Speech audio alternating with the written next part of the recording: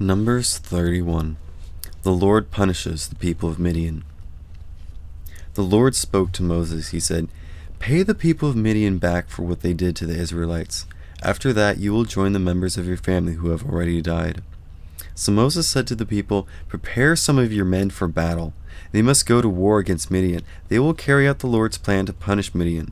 Send 1,000 men from each of the tribes of Israel into battle." So Moses prepared 12,000 men for battle. There were 1,000 from each tribe. They came from the families of Israel. Moses sent them into battle. He sent 1,000 from each tribe. The priest Phinehas went along with them. Phinehas was the son of Eleazar. Phinehas took some articles from the sacred tent with him. He also took the trumpets. The trumpet blast would tell the people what to do and when to do it. They fought against Midian, just as the Lord had commanded Moses. They killed every man. Evi, Rechem, Zur, Hur, and Reba were among the men they killed. Those men were the 5 kings of Midian. The people of Israel also killed Balaam, the son of Beor, with a sword. They captured the women and the children of Midian. They took for themselves all of the herds, flocks, and goods. They burned up all of the towers where the people of Midian had settled. They also burned up all of their camps. They carried off everything they had taken. That included the people and the animals. They brought back to Israel's camp the prisoners and everything else they had taken. They took them to Moses and to the priest Eleazar. They brought them to the whole community. Israel was camped on the flatlands of Moab. They were by Jordan River across from Jericho. Moses and the priest Eleazar went to meet them outside the camp. So did all of the leaders of the community. Moses was angry with the officers of the army who had returned from the battle. Some of them were the commanders of thousands of men. Others were the commanders of hundreds. "Have you let all of the women remain alive?" Moses asked them.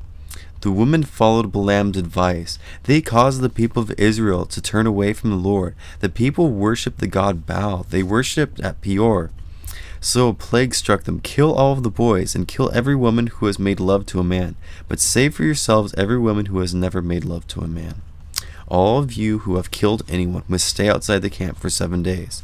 And all of you who have touched anyone who has killed must do the same thing. On the 3rd and 7th days you must make yourselves pure. You must also make your prisoners pure. Make all of your clothes pure and clean. Everything that is made out of leather, goat hair, or wood must be made pure." Then the priest Eleazar spoke to the soldiers who had gone into battle. He said, "Here is what the law the Lord gave Moses requires. All of your gold, silver, bronze, iron, tin, and lead must be put through fire. So must everything else that doesn't burn up. Then those things will be clean. But they must also be made pure with the special water. In fact, everything that won't burn up must be put through the water. On the 7th day, wash your clothes and you will be clean. Then you can come into the camp." The people divide up what they had taken. The Lord spoke to Moses. He said, "Here's what you and the priest Eleazar and the family heads of the community must do. You must count all of the people and animals you took. Divide up some of what you took with the soldiers who fought in battle. Divide up the rest with the others in the community. Set apart a gift for me. Take something from the soldiers who fought in the battle. Set apart one out of every 500 people, cattle, donkeys, sheep, and goats. Take my gift from the soldiers' half. Give it to the priest Eleazar. It is my share.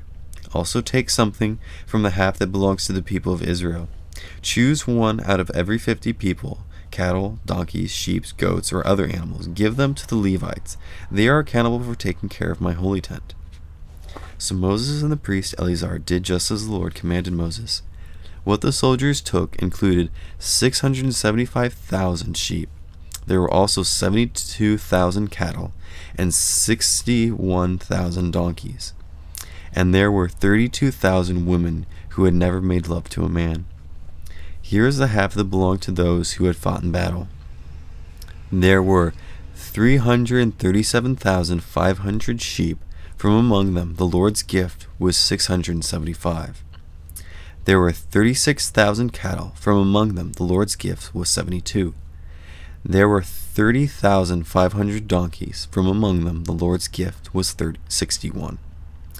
There was 16,000 women. From among them, the Lord's gift was 32. Moses gave the gift to the priest Eleazar. It was the Lord's share. Moses did just as the Lord had commanded him. The other half belonged to the people of Israel. Moses set it apart from what belonged to the fighting men. The community's half was 337,500 sheep, 36,000 cattle, 30,500 donkeys, and 16,000 women. Moses chose one out of every 50 people and animals. He gave them to the Levites. They were accountable for taking care of the Lord's holy tent. Moses did just as the Lord had commanded him. Then the army officers went to Moses. Some of them were the commanders of thousands of men, others were the commanders of hundreds. All of them said to Moses, "We have counted the soldiers under our command. Not a single one is missing. So we've brought an offering to the Lord. We've brought the gold articles each of us took in battle. We've also brought armbands, bracelets, rings, earrings, and necklaces. We've brought them to pay for our sin in the sight of the Lord." Moses and the priest Eleazar accepted the beautiful gold articles from the army officers. The gold that was received from the commanders of thousands and the commanders of hundreds weighed 420 pounds.